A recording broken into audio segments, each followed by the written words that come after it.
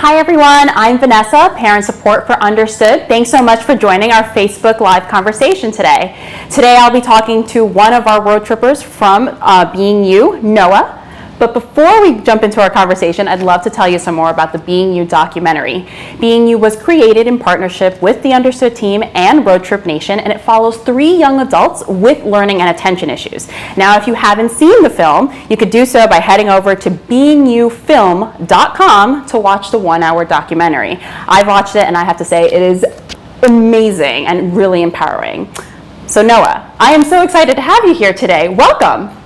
Thank you. I'm so great to be here. This is so great. I think our audience is going to have a really good time getting to know you some more. The road trip, let's start there. 28 days, 4,381 miles, where you met some really great successful adults like Howie Mandel and Peggy. Take me through that. How was that trip? The trip was, at first, I really didn't see myself getting much out of it at first. I definitely only saw it as like, oh, I'm going around, just going to go see some places, meet some cool people. That was it. But by the end of the trip, I totally turned around my whole way of thinking about education, myself, and what I was going to do with the future. That's amazing. I mean, you're on this road trip in an RV, I have to say. This is a big van.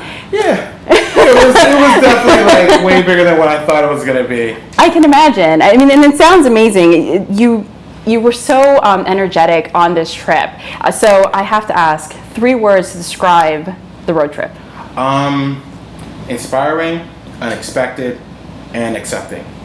I love accepting. Tell me a little more why you use accepting. Because no matter where we went and no matter who we met, they always were accepting of our LDs and always accepting of who we were. There was no one who ever heard something about us or as we were talking, learned something about us or ever off-putting or something. They all were very accepting people. And the places we went, all the people never really, the general populace was always very accepting and was always really interested when they saw the RV. It was oh, what's that? What are you guys doing? What's going on? I had so many times when I had people ask me what's that over there? What are you guys doing? Hey, this is great thing over here. I think actually a really cool event while we were in New York, we were stationed right near this park, and right across the park they were having this live movie event with all this other stuff going on. And after the movie, tons of people walked back and saw me walking to the RV, and they were hey. So you stole the show. I mean, the RV was stealing the show. What's that? I was it's an RV. I've been traveling around the country. Where you been? That's amazing. I mean, it sounds like it's almost like a way to start a conversation, which is not always easy. And now you have this RV, which is kind of your doorway to say, hey, I'm here. Check this out. That sounds so great.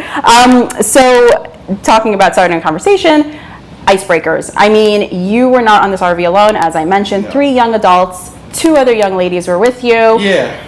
Just explain to me briefly, how was it to meet them? This is your first time. As far as introductions goes, I'm pretty awkward. I'm not always the best wordy, or I don't really put myself out there. But as we got along, we had this campfire kind of thing. We all got to eat and talk and really get to know each other for the first time. And I think it went pretty well. I would hope so. My first impression on them was really good. I mean, I thought Stephanie and Nicole were super hilarious and funny. I just hope, and nice and kind people. That's what I thought. Yeah. I just hope they thought the same thing. Absolutely. Well, I would love to give our audience a little bit more of a taste on that. So we actually have a clip that we're going to show, and I'd love for you to explain it a little bit before we go to the clip. Me and Nicole had got off the plane, and we all landed. Stephanie got off her plane. We all met at the airport. We all started talking for a bit, and then we walked away over to the RV. Let's check it out. I'm down. We can make this work. Oh yeah. Cool. Oh yeah. S'mores. Of course. So we're gonna be actually living in an RV.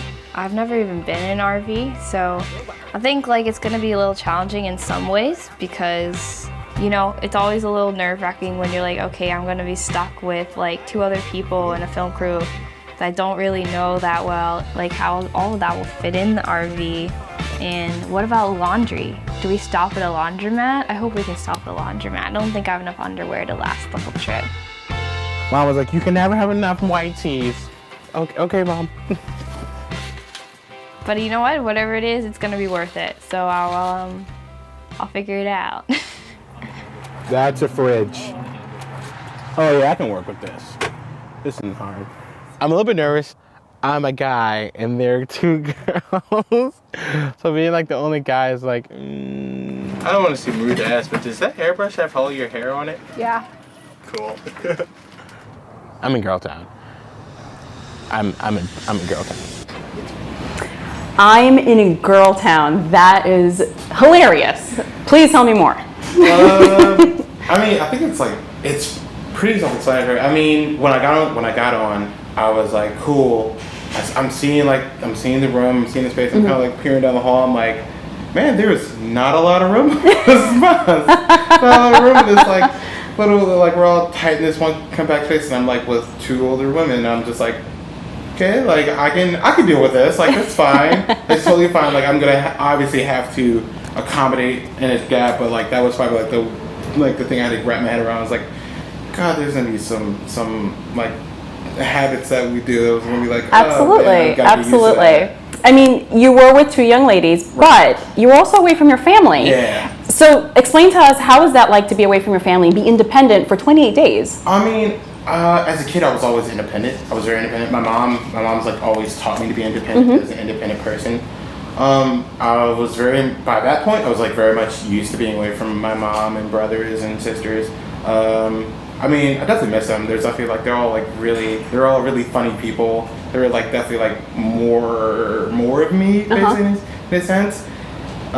So like missing, sometimes I did like just miss like their like humorous atmosphere where I can be like, I can just crack a joke and they can crack a joke back with me. But I definitely got that with Nicole and Stephanie like after some time, and definitely felt like they were my family after a while. Yeah. So I didn't miss them so much. Well, it's great to know that you missed your family. As a fairly new mom, I can only imagine what it would be like for my kid to go away for 28 days. Yeah, I don't want to. But I have to ask, how was it, coming to your mom and saying, hey mom, I'm going on this 28-day trip? She seemed more excited than I was. She was like, oh my God, like this is going to be so cool. You get to go all these places. And I was like, yeah. Like I couldn't fully grasp like what was happening. Right. I was just like, oh yeah, like I applied for this like cool thing. Like, right. And I got accepted and I was like, yeah, this is super cool. And she was like, oh my God, oh my God, oh my God. I'm like, okay. Like what was the piece that you felt a little hesitant? Was it like, doing laundry on yourself? No, like what was the piece that was like eek? It was when I applied, I was like, cool, I get to go see all these people, I get to go meet, but I was kind of hesitant about the idea of I want to make sure I word this right, of me putting myself out there to the extent that people would know me. That was like knowing like everything. But I mean, like as a kid, I was always like really like reserved. I was always want to make new friends. I was like really like excited to make new friends. I always want to make new friends. But I was like always like reserved and like talking to people about myself too much. So like when I was like, cool, I'm gonna go on this thing, I'm gonna be putting myself completely out there. That was a little bit daunting to me. I was like, I'm definitely like putting myself out in the open. Like I'm basically putting a target for myself. Right. That's how it felt. Right. At first it was like I was very reluctant. Right, absolutely. And you mentioned making friends. Yes. So as a kid, you seemed to be comfortable making friends. Were there any challenges when you were younger? Yeah, definitely so. Not a lot of kids, as most people probably know, do not understand what dyslexia and ADHD are. Not every kid was so accepting. I wouldn't say. I would say I got like made fun of and picked with like as a kid. Definitely like made me a better person for it, but I didn't understand why there wasn't like so much of a structure where like every time when someone would be like, why can't you read, or why can't you do this, like I had to explain, like every time like I had to explain to them like this is something that I have and several other people have, like it's not a big of a deal, and they just like couldn't wrap their head around it because no one else besides me had explained it to them. Right. So like that was also like very challenging in the sense of like it was a door opener and a door closer at the same time, because some people just like weren't interested and some people were, and some people were like super interested like when I was great at math. I was like super good at math. Right. Like So like whenever I go to math class, like people would want to sit around me because I could help them with their stuff. But when I was in English, everyone was just like, this is gonna give that guy some room. So now let's fast forward to this lovely experience that you had, and you have dyslexia and ADHD. Yes. And you say in the documentary that you feel like now you could talk about it, and, Yes, you embrace it. Yeah. So how has that empowered you? In a couple ways. Like one, I'm not so afraid to tell people that I have it. I'm not so like reluctant, mainly because most of the time when people do, like they're like, oh yeah, I've heard of that. Like I have like some of that. Like I hear that more often than not nowadays. And also it's also like because I'm more open about it, I can be more open with other people so they can help me, and they also make up for my weaknesses. Like especially like going to college. When I first went to college in my first semester, I didn't really say it much when I should have been. So now I have this like in my friend circle, like a lot of them like are like, oh yeah, Noah, you gonna help me? Noah, like you need some help reviewing the paper? I was like, no, I got it. And then like 20 minutes later, be like, Noah, give me your paper, and I'll be like, okay. That's amazing that you have that support with your friends. Yeah. That is so wonderful to hear. For those young adults watching right now, for the parents of those young adults, what would you say to that kid with learning and attention issues out there, you know, that has dyslexia, ADHD? I would say for them to find a stable background or like a stable like structure for themselves, like maybe their parents or their friends, but like there always is going to be someone out there to help them. Like there's never going to be no one who's going to be like, oh yeah, like there's always going to be someone there who is going to be willing to help. They're like, even you just have to explain to them so they can understand, and then they can, if they really want to help you, they'll make up for your shortcomings. They always will, because they want to help you and they're your friend. Absolutely, and that's so great to hear. I think, again, as a parent, it's great to hear that your kid has great support system, and and they're friends, and they're there for them. I'm actually going to take some of our audience questions from Facebook Live. Hi, everyone. So we're going to start with Gail is asking, I'd love to know from Noah what he learned from his fellow road trippers. I love that question. Ooh, all right, I guess I'll go each. So from Nicole, I'm a pretty headstrong person. I'm very strongly opinionated, and by hanging out with her, I definitely have to learn how to sometimes not always put my opinion on other people and to respect other people's opinion more heavily. I think I'm a little bit big-headed at points where I really think so highly of my own opinion that I don't really give enough time to other people. I think it was my childish, like it's very childish of me that I was that way. And hanging out with her, getting to like hear from her, and then her like saying to me that it was like, hey, like you gotta like make sure that when you hear other people, you should also hear other people's opinions. It was definitely like really important to me because it was like I never really had someone like stop and be like you do this. Take a moment to think. Yeah, take a moment, like really think about like, yeah, I didn't really listen too much, and I was really always trying to put my opinion out before anyone else's. So that was like major thing. I definitely, like she said, in the adult world, it's definitely like that where you have to pull away instead of just always trying to keep to your own way. And that was like something major I took from her that I thought was really. I love that advice. Yeah, and from Stephanie, Stephanie didn't have as much help as other people, and with dyslexia, she was definitely on her own way more than a lot of other people that I know were. So from that, I definitely took from her that she was trying to explain to me that I can't always put what I know as the known knowledge. I have to always remember that there may or may not be someone who knows more or less than me, or didn't have as much as I did. So I have to be more compassionate and more understanding for those people. And that's great because that also is also being able to acknowledge what's happening and how different environments impact different people. And so that's great advice to have as you're out there in the real world. Yeah. We're going to take another question here from Jennifer. And she asks, is there anyone in particular that you looked up to when you were growing up or looked towards for advice? Yeah, I did. So when I was going to school, I had like a mentor to say. He was my best friend's dad. He was very successful in his life, and whenever I like needed more help or guidance, he was definitely always there. It was like the first person I would call. Like be like, what should I do? Like, or how do I do this? Like, Dad passed away when I was like 12, so that was like kind of like a big thing in our family. So I didn't really have a father figure to say, so he definitely filled that hole and void there for me. There were definitely a lot of other people too. Like I remember, yeah, actually, when I was a kid, I was playing football with some of the kids outside, and there was this like older guy who was like definitely in high school. He was big. He was like, I think he actually does do some pro football now. Amazing. I can't remember his name, but I definitely am sure that he does pro football now. But I remember as a kid, like there was this one time where I was we were playing, and I got in this argument with another kid, and he like came up to me.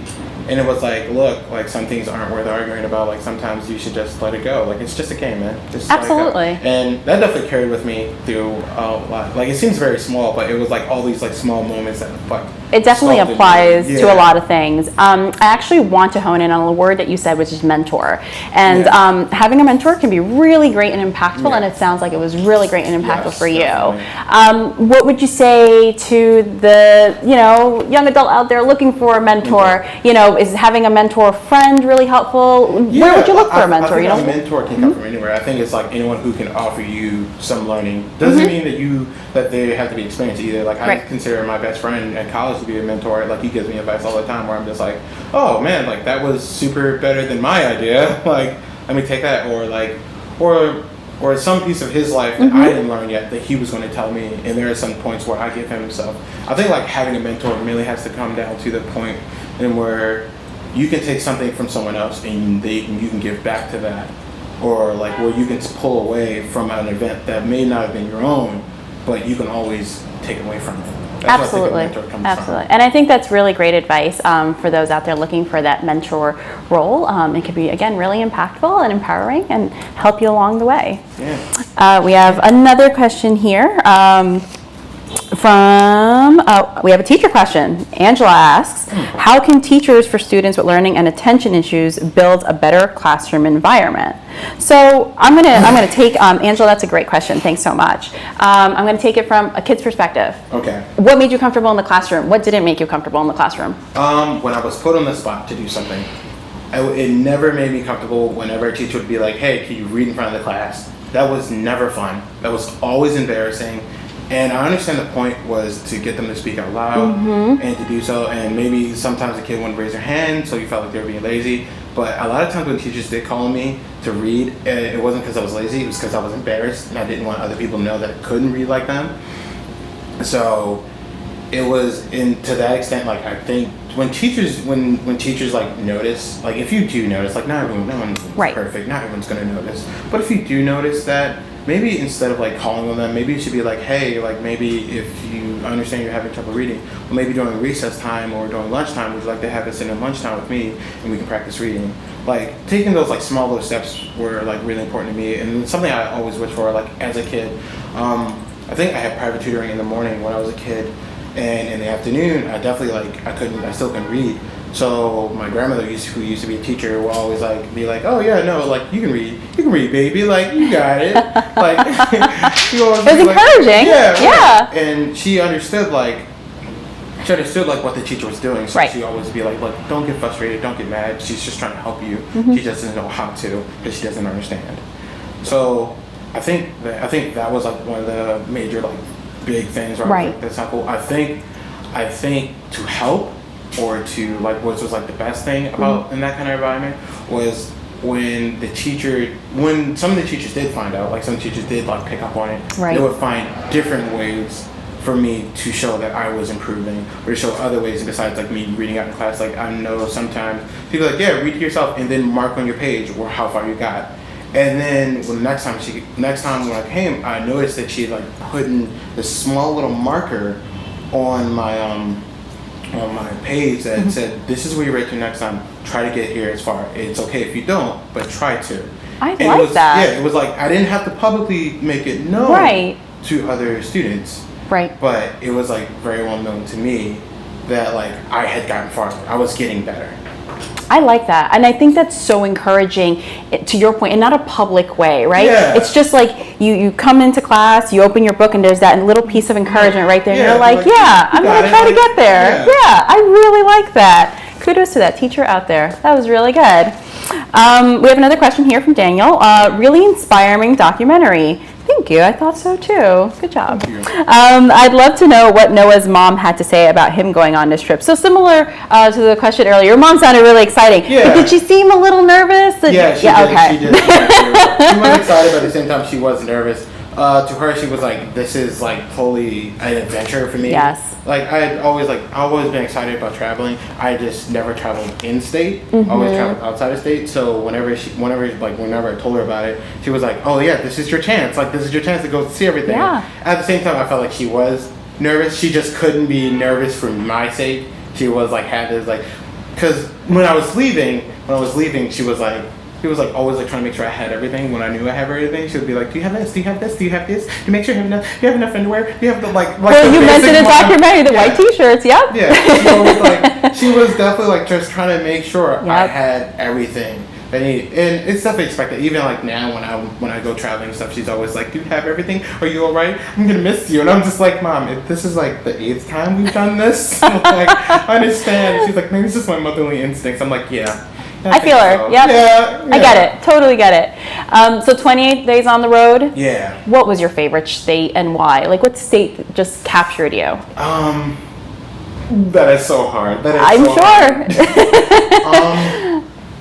Easily, it's the place where I said I wanted to move to was California. California was definitely the place where I want to be, mainly because the people there are so they don't seem so upset.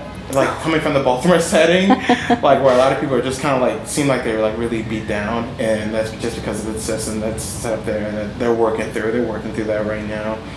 But California definitely seemed like it had like more of an upbeat. It was always sunshine. I love the sun. It wasn't humid. The weather is great. Yeah, like people were friendly.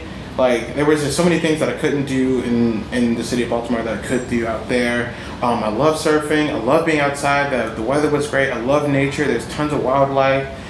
Like it was just tons of stuff that I always wanted, like as a kid that I never Right. could get. But like now that I know, like, and at first, like before I went on the trip, I was just like, there is no place that's not gonna be like Baltimore. I gotta get out of this country. Oh my god! And then I went to California, and that was the first place like I really like set foot that was different from the East Coast, Yep. And when I got on the West Coast, I was like, wow, this is like really great. And I would also say like Chicago, like that's definitely like a total different like shift. Yep. From like Windy City. Yeah, right. But it was totally like it got the New York feel and the Baltimore feel at the same time, but not so overwhelming at the same time. It was very, very much like laid back, relaxed. There Absolutely. was pubs, there were places to go outside, there was people walking around. It was very relaxing, like I don't know. It was You walked away with some great experiences from these states. I really love that. definitely. Now, you visited New York, and we are in New York City right now as we Yes. speak, the heart of the hustle and bustle. You drove the RV in New York. It's daunting for some people to just drive in New York. Please tell us how that was. That was like a constant like when we came in at night, so that was like no better. Like we came in at night during like the midnight rush hour, basically Right. what they call it. It's like when you come in and like you're coming off the beltway and then it gets really compact really quickly. So and you're in this RV and you're trying to like read the lines if you see fit. So like when we came in, we didn't even know we were taking up 2 lanes. Like we were just like sitting there in 2 lanes, and then people were honking at us, and we're like, what are we doing? I just want to go stay in the road. Why? Welcome to New York. Yeah, like people were sliding past me, or God coming in with a bike where I'm like, we're trying to turn in. I'm like, oh God, he's this guy. He's a death wish. Oh great. Well, Like- I'm happy you guys made it. It was great. We're going to take another question from a parent. Now we're in the summer, but back to school is on a lot of parent mind. Yes. So, do you have any advice on self-advocacy for entering college freshmen who are recently diagnosed with dyslexia? Yes, I got tons. You sound very excited about Yes. this. I have a good feeling about it. First off, you get there. Make sure you go see I'm pretty sure every school has a help center. Make sure you go there. Tell them you have ADHD, tell them you have dyslexia, tell them whatever problem you have. Make sure they know what's going on. They will give you a form or something so you can hand out to your teachers if they prefer. I think some of them will send them emails. So I have one of your professors for every semester does it. Great. I know at Stevenson, they send out emails to all my professors right when I apply, and they know, and they confirm that that's my professor. They send them an email being like, hey, he has this and this is the accommodations he needs. And they already know, like right when I get in there, I'll be like, I'm dyslexic, and they're like, yeah, I know. Like, And it's in a private setting. It's in an email. Yeah, Yep. like, they don't publicly make it known. Like Perfect. unless they'll probably ask you if you prefer to do it yourself. I know the first semester I prefer to do it myself. So like the semester I can send an email, same thing, same privacy. Advisor-wise, you'll get an advisor. Make sure advisor is competent. Make sure he knows what he's doing. Make sure he knows what he's dealing with. Make sure that anyone that you're with, So having a good relationship with them. make sure they understand make sure you understand what they're capable of, and make sure what their schedule is.